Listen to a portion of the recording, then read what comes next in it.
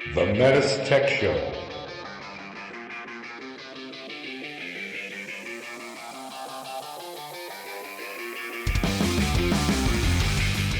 Welcome to the METUS Tech Show, a show for HVAC professionals by HVAC professionals. The METUS Tech Show. Mitsubishi.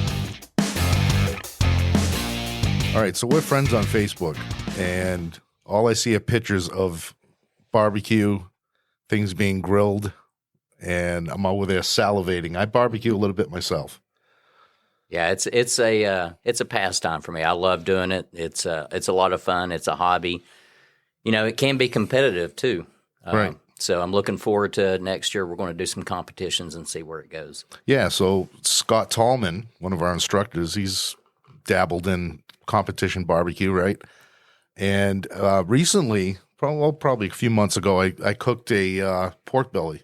So I used your recipe. Okay, good. And it came out amazing. And my son's kids were over, and it was gone in minutes. So, you're always cooking stuff. You got, I've seen you've done brisket before. I've done brisket. Next, I want to do brisket burn-ins. So it's funny you mentioned burn-ins because I've yet to. I've dabbled with brisket a few times, right. But you know, when you're separating the point and making burn-ins out of it, you know, there's a challenge to that. There is, looking forward to it. It's like you can really screw things up, or it can really come out amazing. Brisket's a tough thing because it's like, 14 hours, or some people cook higher temperatures, less time, but it seems like the low and slow.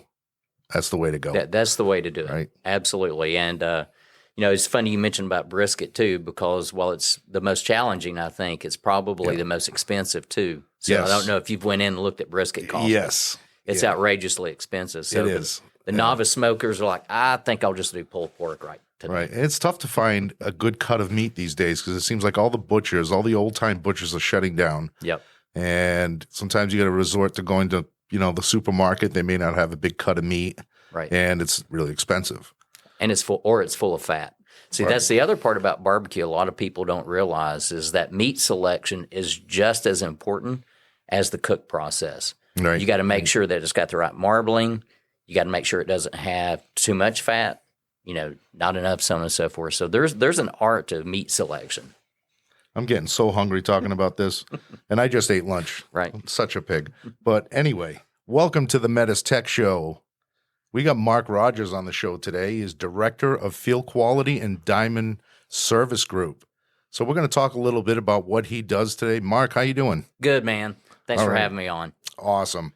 So I think our target pretty much with the METUS Tech Show is the guy in the truck, right? The installer, the technician. So how does this show benefit him? Well, let's start off by talking about what a DSG is. Yeah, I'm glad you asked, Steve. So DSG is Diamond Service Group member. And essentially, these are individuals who are employed at distributorships who basically represent our service eyes and we'll just call them boots on the ground. Yep. They provide local technical support to contractors. They're able to do technical training, and as you know, through the Authorized Trainer program offered by Mitsubishi. So really, for all intents and purposes, think of them as your service support within local distribution. Awesome. So they're pretty much the first line of support from the contractor. So the contractor should be reaching out to their DSG first. That's right. Yeah. So we have our ASMs, our ASAs, our area service managers, our area service advisors, but they come next. The first person should be the DSG. That's right. And the Diamond Service Group members have priority access to all of our area service managers and also tech support here in our Swanee office. So if they're stumped on something, we're not just going to leave them hanging. We're going to support them and provide them direct support as well. And I'd probably be remiss if I didn't mention as well is that they have a ton of resources available to them. Right. A great example of that is the DSG Forum, right?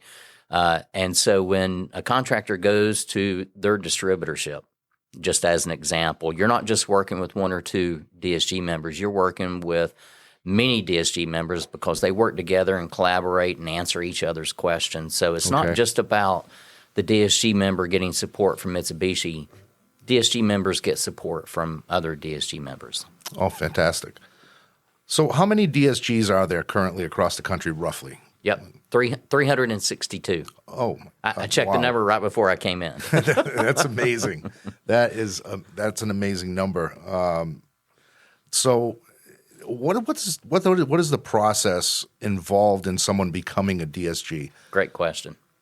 Yeah, so we put DSG members through a rigorous training program. It kind of starts off with them going through the essentials program. They get all the what we call the admin training, which is they learn how to use our case management system.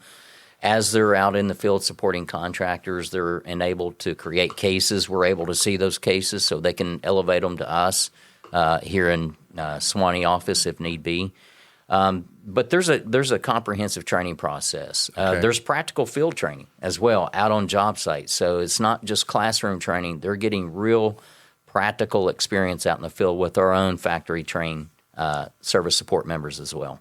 That's great. So they have to, and they also go through train the trainer, right? That's right. So they go to, if they want to facilitate classes. That's right.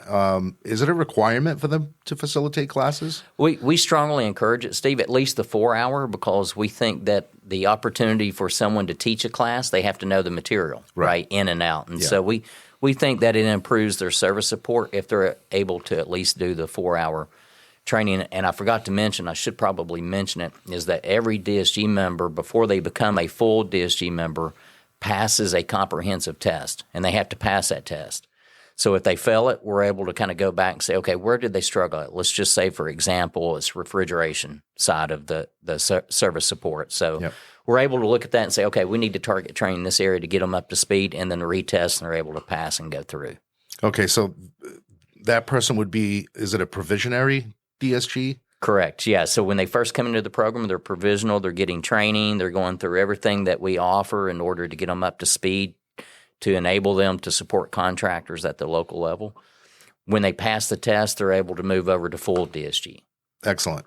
So, yeah, I see, I teach Train the Trainer. So Train the Trainer is a program that pretty much anybody that's facilitating here at METUS or any of our distributors want to facilitate Mitsubishi Electric classes. Yep. We put them through Train the Trainers, kind of a boot camp, and it, for training. It gives them all the facilitation skills. Once they do that, then they can sit and observe classes, co-teach classes, and then try and qualify for classes. So how important is a DSG member to METUS? Oh, Steve, I mean, it's critical. I mean, it's absolutely critical. We can't do business without DSG members out there supporting contractors at the local level. I mean,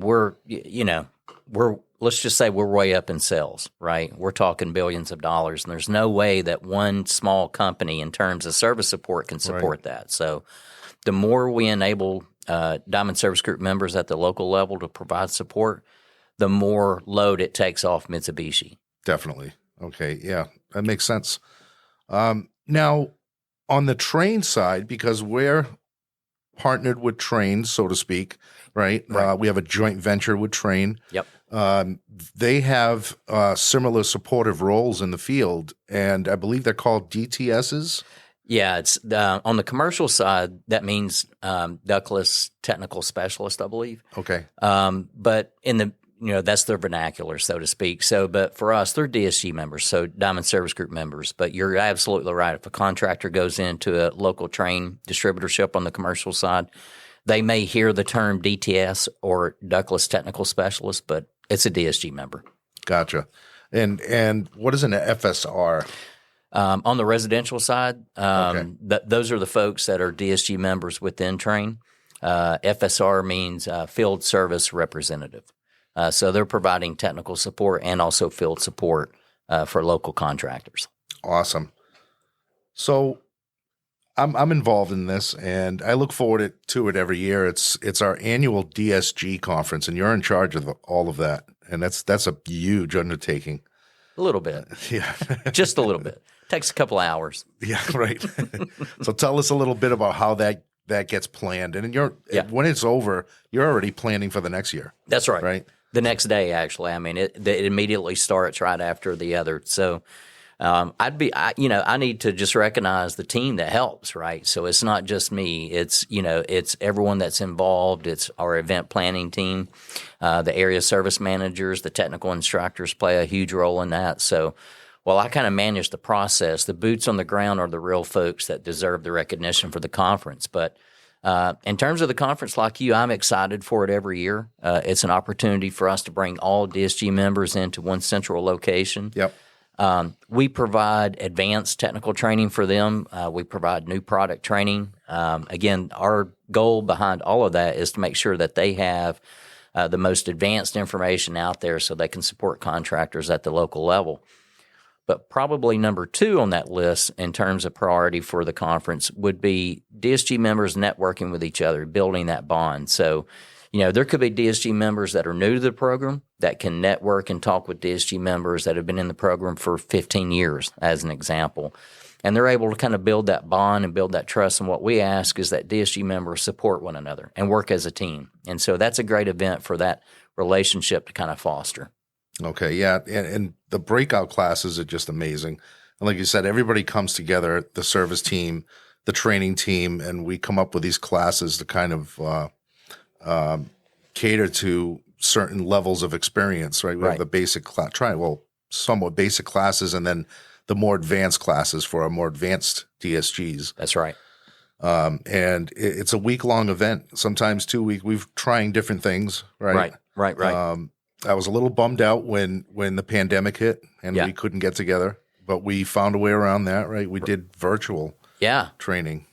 Yeah, and I heard that was a hit too. Even though it was virtual, I got a lot of positive comments from the content that was provided. So you guys did an awesome job putting that together. And it was a challenge because you got a lot of guys that had to use this, meeting platform to do this virtual training, and a lot of the service guys are like, I don't know how to share my screen. I don't know. There's a lot of hurdles that we had to overcome, but everybody did a great job, all in all, with that. Are you involved at all in the Diamond Contractor? A little bit. While I don't manage the program, I do speak at a lot of their conferences more about the Diamond Service Group program. So I kind of visit those conferences and gatherings. I do presentations here in front of Diamond Contractors, just more about promoting the Diamond Service Group program, its benefits, who their DSG members are, so on and so forth. So that's kind of the goal behind that. Excellent. That just about does it, Mark. I appreciate you coming on this podcast, this episode, and we talked about some barbecue. We talked about the DSGs out in the field and what they do and how you manage that whole program. I appreciate your time today. Hey, maybe next time I can do a cooking show or something. Yeah, absolutely. We can do that. Yeah, we need to do that. Yeah, I'm sure the technicians in the truck will love that. Right. So, till next time, Mark, thanks for coming down. Thanks, Steve. I appreciate it. Thanks for the opportunity.